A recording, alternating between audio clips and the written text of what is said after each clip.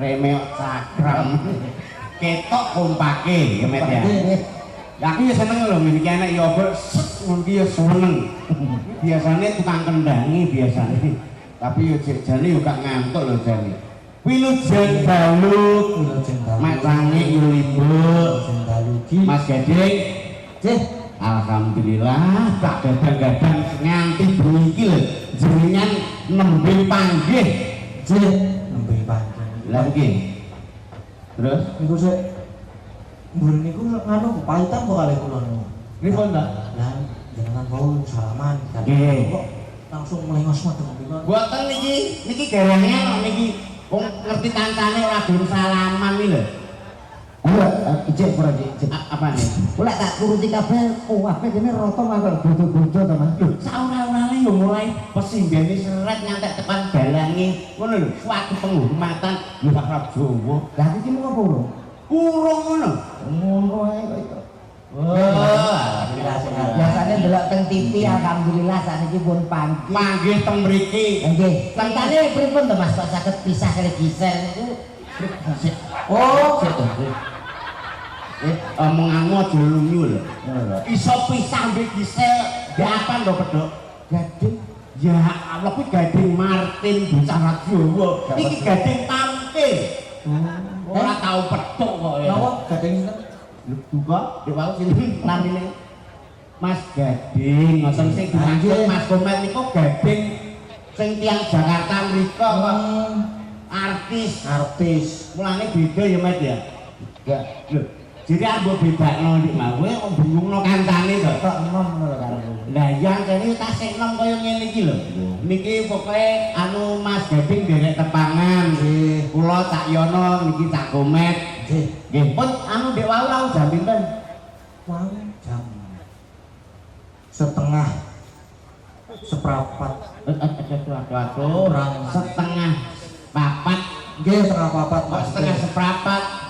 Tasik kuliah nggih. Tasik. Alhamdulillah. Dalan tasik semen. Wih, sing penting semangat nggih Mas nggih. Ngono di enteni wong sakmene mbiyane nek takon kuliah, wis kawan bar jagong tasik semester kali nggih Mas. Nggih. Teng pedanyangan pedanyangan iki rawuh-raimu wae piye? semester 2 kowe kok ya hafal ngene mengikuti kok ya. Loh, halah pokoknya sing semangat terus belajar Mas Gading. Mugi-mugi job ke depan tambah lancar. Amin. Wis pokoknya didongakno muga-muga laris kados ramanipun nggih. Amin. Amin. Iki yogane yo ketok kompak nek iki lho ketara. Niki latihan iki pitung bengi. Oh, latihan pas dalu punika lakonipun Semar Bangun Kayangan ini. belajar pitung dina pitung bengi. Aja cerita ngono Mas. Lha pripun? Ayo ketara nek gak tau nek tanggapan gur latihan tok pitung dina. Iku tak kekrek lambemu. Tak gesek iki mantep kok critane iki lho. Mantepno piye lagi Semar Bangun Kayangane sing bagian musuh semen sapa? Lho iki omonganmu lho. Semar Bangun Kayanganku cerita wayang ora kok bangun terus gawe gedung ngono ya ora. Cara Jawa ngene iki lho ketara. Bocah iki ya upama dadi wong kuwi ketara kok nek kawit cilik niku lho. Kawit cilik iki dolanane apa mesti paham kowe. Paham. Mulai cilik iki dolanane apa sok ben gedhe dadi apa ini ya paham. Contone Mas Gading. Kuwi cilikane dolanan apa? Wayang. Terus gedene Jadi dalang kondang terkenal laris. Blesete dadi dalang. Paling ya bakul wayang. Bakul wayang, bakul dalang ngono to. Masih searah gitu. Oh iya. Berarti anggar cilik dolanane kok wayang. Ya sesuai apa cilik kebiasaane. Wayang sampeyan dadi dalang, blesete dadi dalang, mesti bakulan wayang. Lho kados Mas Gading iki. Upamane lho. Cek cilik kok wis dolanan kain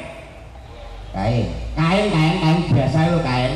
Ya paling gak sampeyan gede dadi perancang busana atau desainer. Oh iya. Nggih ngoten niku. Iya. Cilik dolanan kain. Kok gede dadi desainer. Blesete desainer. Paling bakal klambi. Kok adem nang to? Ya ora ujik sak arah kok. Upama cilik dolanan tang, dolanan kunci, dolanan obeng. Ya nanti paling besar jadi mekanik lah. Duwe bengkel gede.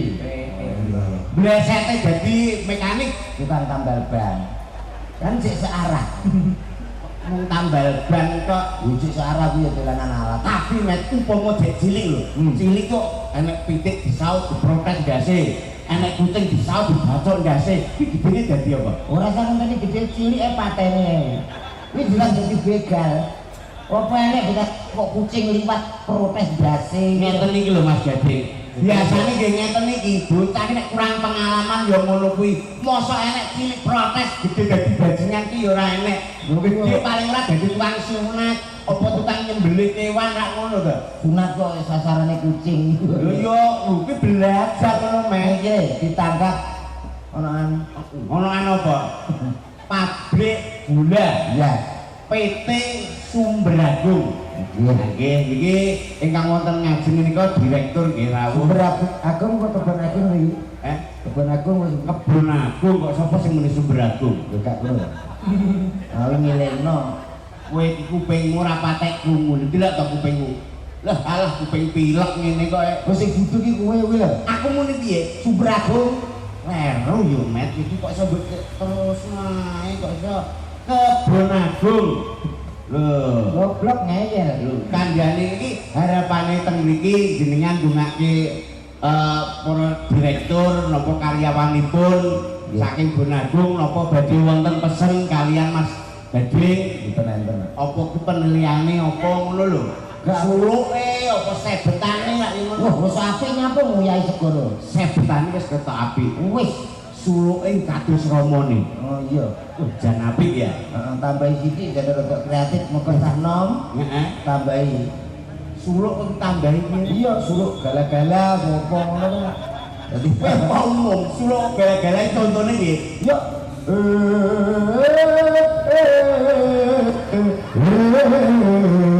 Romas mal. Nuwun sewu lho Mas Gading. Jenengan nggih saged upami suluk gara-gara nggih saged. Kados Mas Komet ini. Nggih, saged Contone jajan. Contone. tapi dicontoni piye? Contone jajan.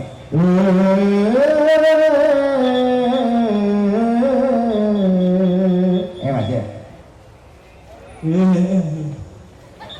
Malam. Gak penak iki. Kuwi jane ngedin kok. Jenengan comri piye? Ya ampun. Kepitung kok. Anu sak menten lho, kadang nggih sak menten ngeten. Angel. So, nggih, mengke jenengan nyuwun muruk kali Mas anu niki Mas Komet nggih. Nggih, Pokoke diwarai suluk-suluk nggih enten gala-gala, cinta tak terpisahkan, malam terakhir, pokoknya komplit Singkong dan keju. Oke, tak beripun kula aturaken wilujeng dalu. Assalamualaikum warahmatullahi wabarakatuh. Waalaikumsalam warahmatullahi wabarakatuh. Sehat nggih Pak nggih? Ibu-ibu mboten ngantuk, Bu? Alah iki biasanya agar bapake sehat, ibuke kok urung ngantuk. Wah, kang meteng biasane Met. Iki piye to? Iki contone tanggoku ngono. Sing mboten pengalaman iki sampean iki lho. Kok ora pengalaman? Lah iki penonton wayang delok ket mau kok ditakoni, "Mbon ngantuk napa dereng?" Kuwi apa urusanmu? Lah wis padha ngantuk ayo turu dhewe to, Mas. Wong delok wayang penake kok sehat nggih. Lah nek lara nyapa delok wayang? Wong ki aku ki Wong ditanggap wong ku paling tidak sapa sing nanggap, ya lho, Iya. acarane apa, dongane apa. Kok gobloke iki lho. Kuwi paling tidak matur nuwun karo sapa lho. Sampeyan wis matur nuwun tak urung to. Matur nuwun karo sapa? Lho. Urung ngerti, nek matur nuwun. Lho, aku yang matur nuwun kali pimpinane sing desa. sapa? Anu Pak, anu Mas Ipo. Hah? Mas Ipo. Mas Ibu sapa? Pimpinane iki Mas Ipo. Lah iki matur nuwun sing pertama ora kuwi. Sing pertama kudu matur nuwun karo Ya karo sing nyicir tebu.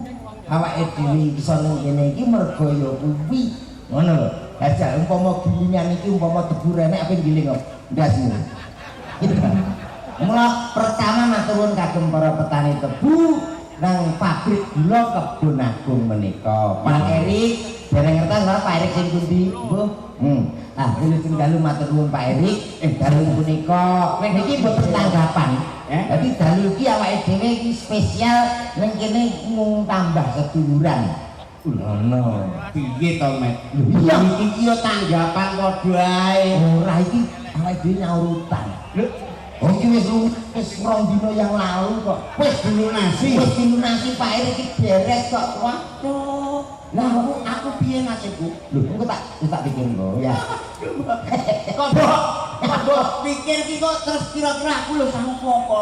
Lah kowe lak sangu slamet ngono kaya wis to. Matur nggih Pak Erik nggih. Slamet bungkuk wong wis sanggone kok kenyangoni. Lah dongamu apa Jal? Dongaku harapan ke depan mugi-mugi pabrik giling Kebon Agung mugi-mugi nika tambah maju, tambah sukses. Semakin ke depan semakin ada harapan. Kuwi contone dongane kanggo para warga masyarakat, para penonton sedaya. Dan kuwi tak bentenan yo wis sik no karo penonton. Iya iya. Kula dongake warga Kebon Agung tambah sehat, rezekinipun lancar. Mugi-mugi diparingi panenan ingkang luwih, sing pedagang mugi-mugi laris, sing pejabat mugi-mugi menaik jabatan. Amin Allahumma. Sedaya kula dongake yoga-yoga dinding sedaya penonton bapak-bapak ingkang wonten ngajeng kula dongake mugi-mugi dados tiyang sugih Allahumma. Aminmu karo amin kuwi rasane wis beda. Sing amin nak wedok-wedok kitok lah, sing lanang kuwi ora pengen. Akhirnya rapat nek butuh sugih. Butuh sugih kene ta. Wedok tok to. Pokoke muga-muga sugih Allahumma. Amin. Oh, ora Kang Rawuh, mugi-mugi sugih. Amin, lho butuh sugih. Ya aja ngono donga kok mung sugih tok iki nggo apa to? Lah wong ditungane apa? Iki main nang gone pabrik gula. Iya. Gula kuwi semawa teges. Gula saka tembung guwaken kabeh sing Allah. Terus gula mau apa Met? Gula kuwi guwaken sing Allah. Gula ana sing ngarani gendhis. Gendhis iki genah-genah rasane wis manis. Sik to. Iki mau gula rung rampung. Gula tegese apa? Guwak barang sing ana. Dadi ngene iki lho Mas. Pabrik gula. PG Kebon Agung ki ora trimo nguri-nguri ning ngurup-ngurup. Ora kok gembor-gembor ayo dilestarikan budaya ning langsung praktek ya kuwi nanggap. Lho ngono keren ya ampun komet alah kok winter lho caki atine gula mau. Bukan barang sing ana. Wih, sapi kaya ngono kuwi hadapane. Apa malah gila to karo Kok gula piye to? Nuwun sewu lho Mas. Pripun? Gula ana sing ngarani gendhis. Arti sebuah gendhis. Gendhis iki genah rasane wis manis. Terbuat dari tebu. Iya. Tebu kuwi saka tembung teliti dan terbuka. Itu sesuai menjadi program tetap yang diresmikan di semua staf karyawan PG Kebon Agung. Semuanya menggunakan asas keterbukaan. Mula Kebon Agung semakin berkembang. Oke, tepuk tangan untuk Kebon Agung. Bapak Ibu yang saya niki wau tengah jengak mun Mas Gading kali Mbak Lintang Kero niki tak tapuk lambemu. Lintang Kairo nek lho kene kan tapuk Kairo. Nah. Nyun sewu, kula takut kali Bapak Ibu yang sampun rawuh nggih. Mbak Lintang Kairo kali Mas Gading cocok napa mboten? Cocok napa mboten? Do nanti ngomong. Iki cek lenggah ning ngarep kene. Mbok dibantu lho. Oh iya. Mas Gading kali Mbak Lintang menika cocok apa mboten? Sing cocok ana sing kono urung biar. Ayo sing kene iki ya ketoke ya seneng karo kene gitu. Sing ngono urusi kowe sing kene tak urusane. Oh iya. Bu. Ibu.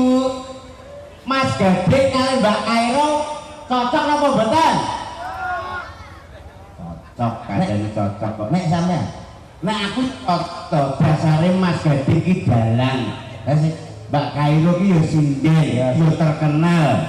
Lah sing lakon iki Sing lakoni nggih remen nggih Mas Gede. Waduh, Lho kandhane kok. lho sampean tenanan lho. Lah Aku mikir tenan anake wong lho, sing kudelangan lho. Aku sebagai Pak yo ngono. Dadi sampean nak yo nak ora lho. Kowe iki di live streaming penontonnya ora ben-ben hampir mencapai 5.000 penonton lho. Sampean tenanan ora? Kowe iki kok nyeneni Mas Gede kuwi kaya apane to jane? Aku bapake. Mosok Mas Gede iki gantenge kok dipak kaya ungkal iki. Ngono. Si rencana berarti sampean setuju. Kowe rencana berarti arep aku paham ya. Apa? Lah kene aku mang rencana lho. Ora bapake bintang kok. Iki Berarti sampean setuju. setuju lho. Ana wong dimacokne Mas Gading karo Mbak Lina Dasare Mas Gede iki tasih enem jalan. jalan. Ya. Terus Mbak Lintang nggih ayu Ya. lencir dhuwur. Setuju. Saiki lah viral. Lho, ya jelas setuju to. Nek aku gak. Lho, upama Mbak iki ya setuju Pak nggih. Alah nggih, Wis ngantuk kita. Dipiro tanggapan lho. nek aku ora. Nek aku kabeh iki dipikir-pikir sih. Piye to kok ora setuju iki maksudmu nggih? Pancen aku ora setuju kok. Sebabe Sing lanang jalan kondang, ya laris. Begitu Bintang tamu tanggapan. sing wedok bintang tamu sinden laris. kok anake gak setuju. Ya engko sing korban mesti dadi korban anake.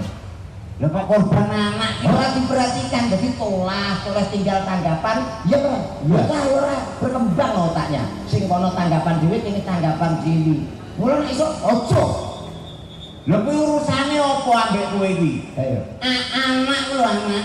Kok iso ora setuju lho kenapa mbene tanggapan kuwi? Nek iso golek sing nganggur. Dadi Mas Gading iki golek pengangguran ngono. Kowe iki yo ngono yo nek iso ki yo Iso memanage mengatur semua urusan rumah tangga dengan baik. Ngono lho. Karena menurut cara pandang geografis, sampean itu ngomong apa jane? Kok teko BMKG bareng gak kurang cocok gitu loh. Iya toh? antarane jajaran sampean iki kurang cecak kok. Nyelem Mas Gading iki sing cecak ganteng ora? Bon ngene lho, jenengan pikir-pikir yen nek ajeng seneng kalian Dik Lintang niki nggih. Dadi dipikir-pikirin nek sampean laris, Mbak Lintang laris, sing ngopeni anake sampean ben sapa? Nggih to? Lha nggih sing merhatekno sapa? Mula dipikir-pikir. Terus pripun sak niki? Kudu pisah kok ya. Bener. Kowe iki sapa kok kudu pisah iki lho? Rumangsamu. Soale Lintangnya arep dolan aku ngono lho. Lah wis ra mungkin to, mosok menungso kok rabi mbek barangan iki wis ra mungkin. Sapa garangan? Kowe iki lho, Nyek luwak kok gitu. iki lho sing diare Mas Gading iki ya. Nggih. Kabeh mulai Mbak Lintang, Nggih. terus dugi Mak Seret kabeh yo ayu-ayu kabeh. Kira-kira kowe iki mbok yo aja milih Mbak Lintang. Niko lho masuk dhewe niko lho, Cak. Nah, Nah, Nih, nggih. oke. lho. Oke. Masa arek seneng karo padha dhewe? Ora masalah. Lho kok ora masalah piye to, Mas? Ora masalah. Nek ngene-ngene iki tak ken jalukan malah rono-rono. Skincare sih.